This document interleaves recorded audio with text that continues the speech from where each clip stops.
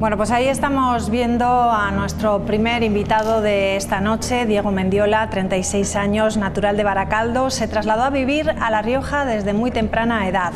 Actualmente es el coordinador regional de Izquierda Unida en nuestra comunidad, cargo que ostenta desde el año 2016. Es concejal electo en el Ayuntamiento de Santo Domingo de la Calzada desde el año 2011 hasta la actualidad, es decir, en las últimas 3 convocatorias electorales. Es ingeniero técnico de obras públicas por la Universidad Politécnica de Madrid y lleva militando en el Partido Comunista de España desde el año 2014. En esta convocatoria del próximo 23 de julio, Diego Mendiola encabeza la lista al Congreso por Sumar La Rioja. ¿Qué tal, Diego? Muy buenas noches. Muy buenas noches. Bueno, en las últimas encuestas, después del debate electoral entre Núñez Feijóo y Sánchez, revelan que los últimos cambios en lo que es la intención de voto podrían favorecer a los que no estuvieron presentes en ese debate, tanto a Vox como a Sumar. ¿Qué le pareció a usted? Pues a buena pluma yo escribí un tuit, era una idea mía propia y subjetiva, ¿no? Pero yo creo que mayoritariamente es lo que la gente ha transmitido y lo que las encuestas están diciendo.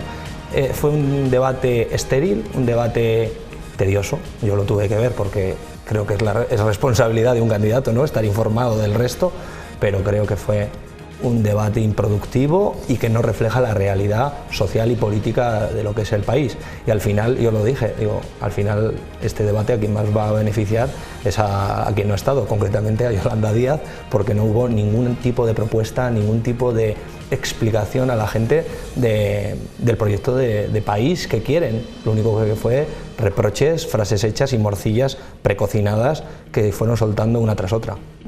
Dicen compañeros suyos de formación que quedó en evidencia que Sánchez no puede solo, que necesita a Yolanda Díaz para poder gobernar, y que además fue un error que Sánchez se presentase como un héroe en solitario frente a las derechas.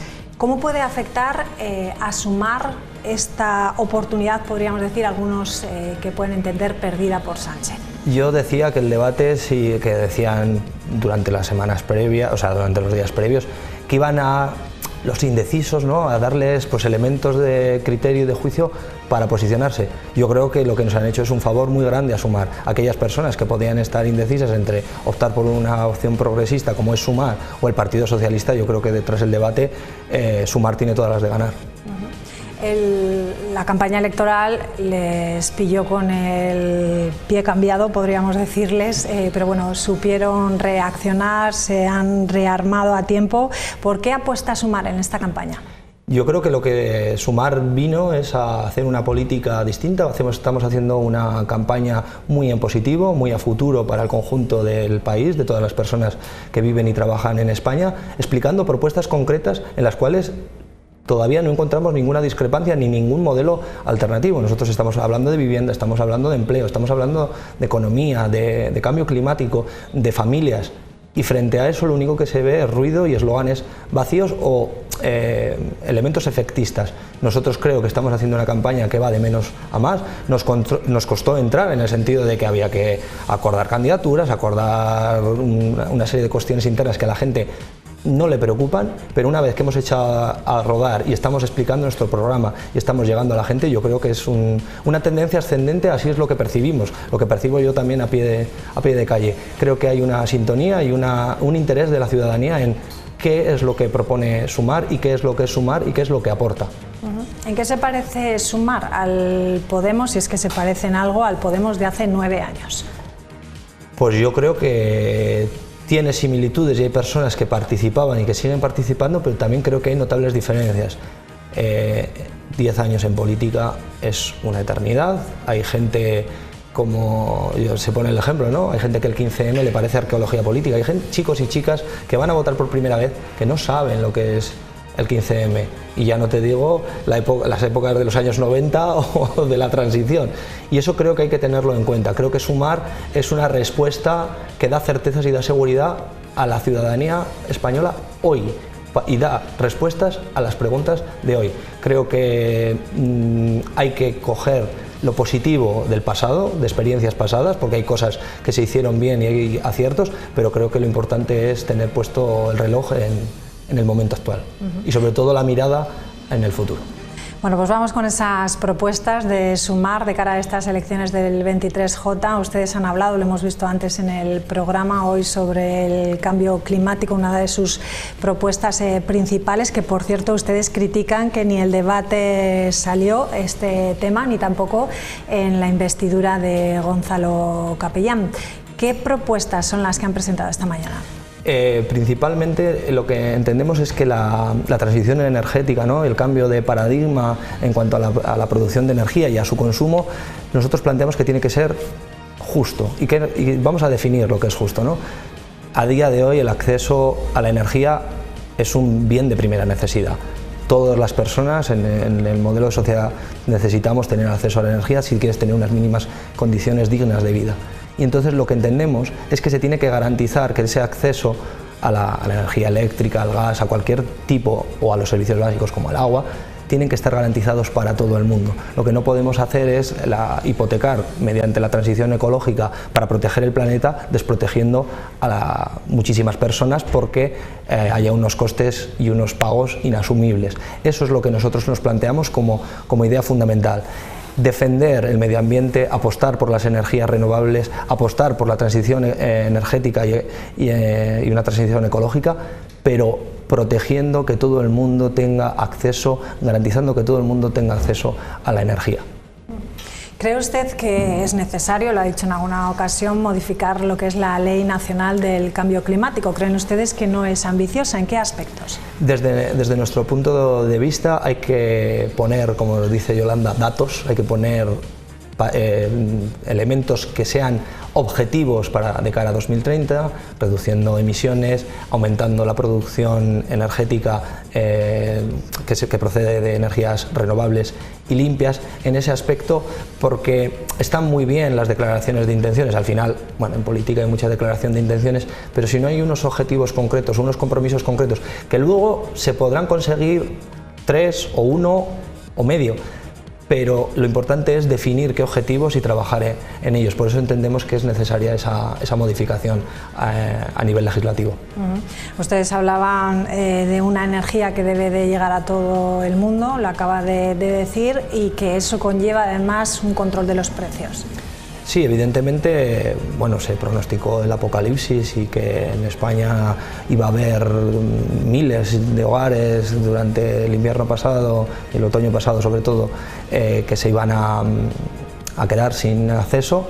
No fue así y se demostró que había un modelo de fijación de precios que era totalmente injusto. Las energéticas a día de hoy siguen teniendo beneficios, lo que ocurre es que se ha conseguido estabilizar los precios teniendo en cuenta de que había beneficios, que son los famosos, ¿no?, llovidos del cielo. Intervenir para hacer accesible un bien de primera necesidad como la energía se vio que era posible, incluso dentro de las normas muy partidarias del mercado de la Unión Europea. La Unión Europea ha validado este modelo, de hecho lo han intentado aplicar y extender al conjunto de Europa y ha dado buenos resultados. Creemos que fue una buena medida, pero entendemos que los retos que vienen son mucho mayores y que por tanto la capacidad de los países y con el conjunto de la Unión Europea de intervenir el mercado para garantizar el acceso a la energía es una necesidad y un elemento de justicia social. Sí, hoy se han conocido los datos del IPC, un IPC que ha subido medio punto aquí en La Rioja con respecto al mes pasado. En el caso de nuestra comunidad, la subida se centra en el ocio y la cultura, en la vivienda y también en el transporte. No sé qué medidas puede aportar Sumar para paliar y aliviar un poco a las familias. Decir que en el conjunto general del Estado la tendencia es a la baja y se reducía, me parece que decían, al 1,9%. Bueno, al final décima 2,1, 1,9, no vamos a entrar en el debate sobre 2 décimas. Creo que lo importante es la tendencia, ¿no? Se aplicaron medidas de control de precios y una cosa que Sumar tiene muy claro es tenemos que garantizar unas condiciones de vida dignas mínimas. Esa cesta mínima básica de productos para que todas las personas puedan tener acceso a una alimentación, a una higiene y unas condiciones de vida mínimas, tienen que estar garantizadas. Y es evidente que hay determinados productos que podemos considerarlos un capricho o un lujo, que no son imprescindibles, pero hay otro tipo de productos, la leche, los huevos, el pan, que tienen que estar garantizados, que todo el mundo pueda tener una dieta sana y una dieta equilibrada. Y entendemos que la intervención pública, que muchas veces está denostada, al contrario, es una herramienta y un elemento democrático, de justicia, que lo único que hace es, cuando hay un problema, el Estado tiene que salir a proteger a los más desfavorecidos. Ese es nuestro punto, nuestra visión. No es perjudicar a nadie, sino es proteger y favorecer a quien más lo necesita. Ustedes hablaban ayer de una ayuda de 200 euros a las familias. ¿Tiene que ver con esta cesta de la compra o...? Todo está relacionado. Digamos que el programa de Sumar yo creo que está bastante bien elaborado, a pesar de la premura, ¿no? Y está relacionado en el sentido de que lo que ponemos es que queremos mejorar las condiciones de vida y de trabajo de todas las personas sin ningún tipo de... cada uno con sus peculiaridades, en la pluralidad y en la diversidad. Y el elemento de la ayuda de 200 euros, hay ayudas por distintas vías, pero lo que queremos es una simplificación burocrática de ese tipo de ayudas concretas, y sobre todo esos recursos es para dar la posibilidad y la libertad, porque tienes unas condiciones materiales garantizadas de yo quiero formar una familia y quiero tener un hijo, 2, 3 o 5, pero tener garantizadas las condiciones y que sea un elemento de libertad, porque a día de hoy lo que ocurre es que muchas de las veces hay gente que no forma una familia o solamente no tiene más hijos por la sencilla razón de que económicamente lo consideran que igual no es viable. Entonces nosotros planteamos que dar esas ayudas lo que hacen es dar herramientas y libertad a la gente para decidir el modelo de familia que quieren, o de familia, de vida, o cualquier planteamiento. Y el que no quiera tener familia o quiere quedarse soltero, no quiere tener hijos, yo creo que también tiene que tener la libertad, pero creo que desde el Estado se tienen que dar facilidades y ayudas a quien quiere y a quien pueda hacerlo.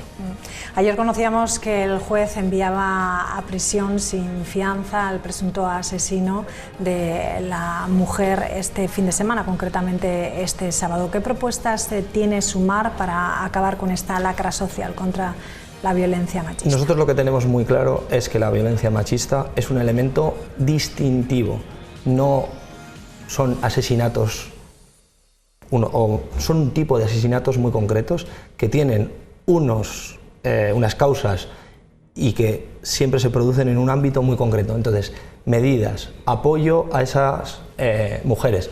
Si escatimamos recursos en las políticas de igualdad y en las políticas para proteger a las víctimas de violencia de género, lo que estamos diciendo es escatimar recursos en que esas personas no puedan irse de su domicilio y que tengan que estar sufriendo la violencia y las agresiones permanentes, porque igual tienen hijos a su cargo y no tienen recursos suficientes para poder separarse. Eso es cuando hablamos se denosta las políticas de igualdad, las políticas contra la violencia de género, lo que se está haciendo es que las personas que están en riesgo, ponerlas en mayor riesgo, incluso hacer que otras también lo estén. Entonces, nosotros entendemos que hay que destinar recursos y que las leyes están bien, los pactos, el pacto de Estado contra la violencia de género está bien, pero si luego no hay recursos para vivienda, para que esas mujeres se puedan separar de sus agresores, estaremos dejándolo todo en una declaración de intenciones. Nosotros entendemos que los recursos tienen que ir a cosas concretas. Hablaban también de la educación, ¿no?, en busca de esa igualdad. Eso, lo que estaba planteando ahora es un poco, cuando el mal ya está hecho, intentar paliarlo, pero evidentemente lo que se necesita es desde abajo, desde la estructura, desde la más temprana de la sociedad, y eso está en la educación, en los medios de comunicación. Tenemos que educar, tenemos que convencer, tenemos que formar a personas que rechacen completamente este tipo de actitudes y de, iba a decir formas de comportarse, formas de no saber comportarse, de no ser humanos con otras personas. Y creo que ese es el trabajo a medio y a largo plazo.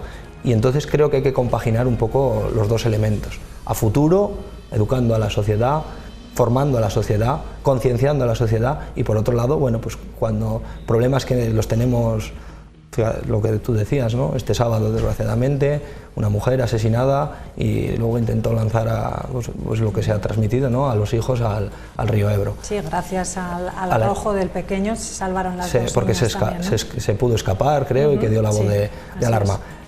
Esos son dramas que hay que poner herramientas, hay que poner medios, hay que poner recursos para evitarlos. Pero evidentemente el trabajo también es en la base y es que nadie vaya en el futuro a realizar escenas tan dramáticas como esa. Hablar de las elecciones es volver a hablar de las infraestructuras de esta comunidad autónoma. Es una demanda que se quiere acabar siempre pues, con este déficit, ¿no? que tenemos. No sé qué puede aportar Sumar aquí.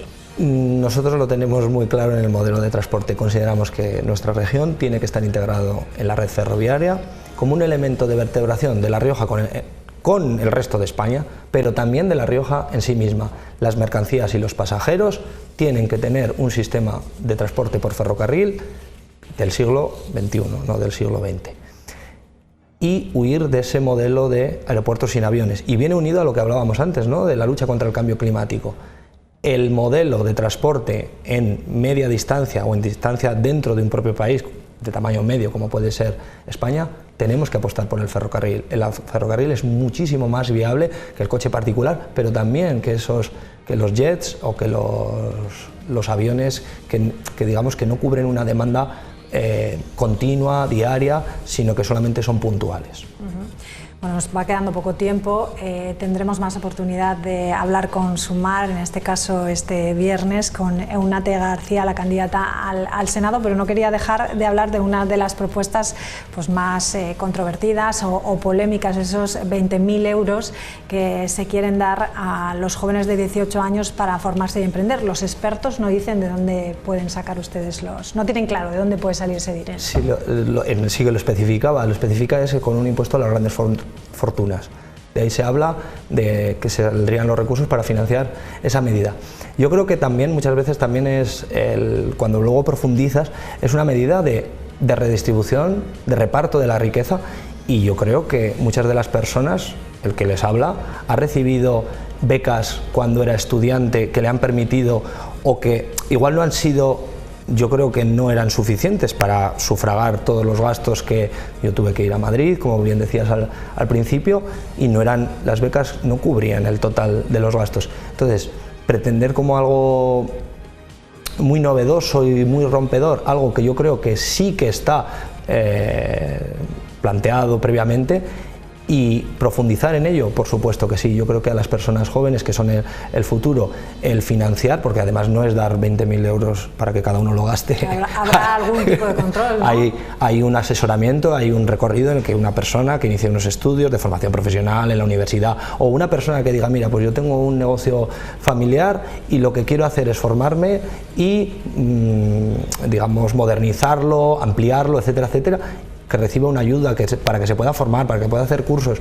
Yo creo que es un elemento de redistribución y de justicia con la juventud, porque si no, que nos quedamos con el cliché de esa juventud nini, que ni estudia, que ni trabaja, que solamente le interesa el pasárselo bien, pues yo creo que no, y por eso yo creo que medidas como esta lo que hacen es tener confianza en que la juventud sea el futuro de este país. Bueno, pero algunos dicen que es una medida populista.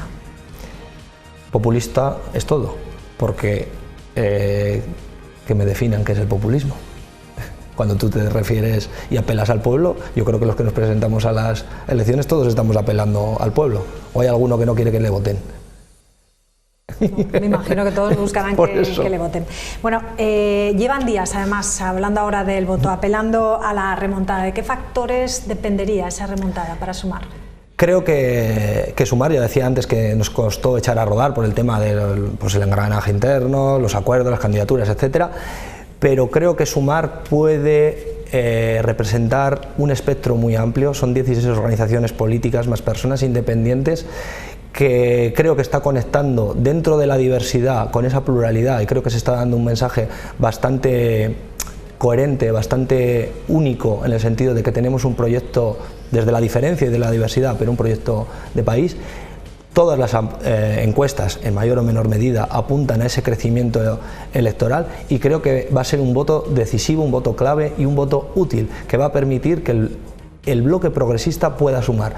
Si sumar, que se juega muchos escaños y con quien se los juega es con el Partido Popular y con Vox, como en esta provincia, el voto a sumar es un voto que lo que puede hacer es garantizar que el bloque progresista tenga 2 o que el bloque conservador tenga 3. Esa es la clave y como en La Rioja hay muchísimos ejemplos. Creo que la gente está entendiendo eso, creo que estamos conectando con el conjunto de la ciudadanía y creo que los resultados van a ser muy positivos.